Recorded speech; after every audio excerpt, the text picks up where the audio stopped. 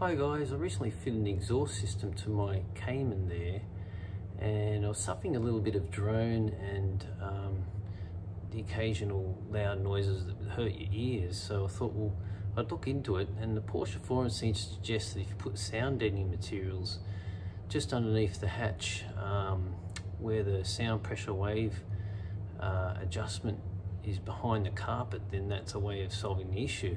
I thought that's a lot of trouble to go to, and there's no YouTube videos out there showing you how you can actually remove the hatch liners where the hatch closes. So I thought, I'm not going to pull my car to bits, what else can I do? So I had some sound deadening material I had from an automotive store, and I lined it all the way across the back of the hatch just under where it closes, which I'll show you in a second, and that seems to have solved the issue. If you then put a pillow or two and a towel, you know, over a foam roller from a gym. So I thought, well, I was watching a driver's therapy channel, and a really nice guy called David on there. He'd recently bought a boot liner from Porsche, and I thought, what a great idea, I'll get one of those boot liners and put that together with the sound deadening material, and hopefully that'll solve the issue of too much cabin drone.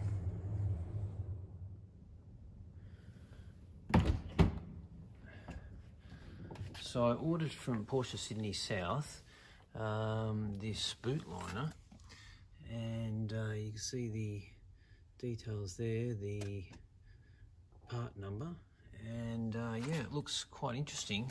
As you can see, it's got an inch sort of or so edge all the way around it, and we'll open this up and plan to put that into the boot and see how it goes. So you can see there, here's the boot liner opened up, and it's quite lightweight, made of a really nice plastic material or rubber. There seems to be like a nice picture of a Cayman or something there, and the lovely Porsche logo. It actually mounts around like this, I believe, in the boot, this way. So we'll give that a try. You can see my boot is full of the gym roll and a towel and a cushion. Try and get some sound deadening. So I'll just remove those, and then you can see the liner I've put all the way along the back and just tucked it up underneath the plastic at the top hatch where it locks. Now I've run that all the way along the back there. And that seems to stop quite a lot of noise from entering the cabin. So next step is to put the boot liner in. Okay, you can see the boot liner in place now. It looks very neat and tidy.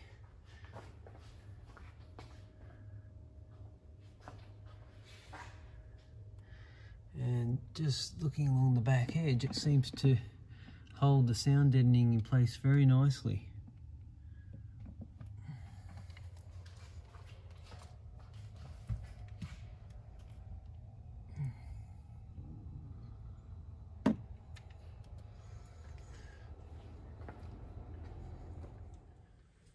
Okay, we'll just do a quick startup and see if we can check the in-cabin noise on the video. Here we go.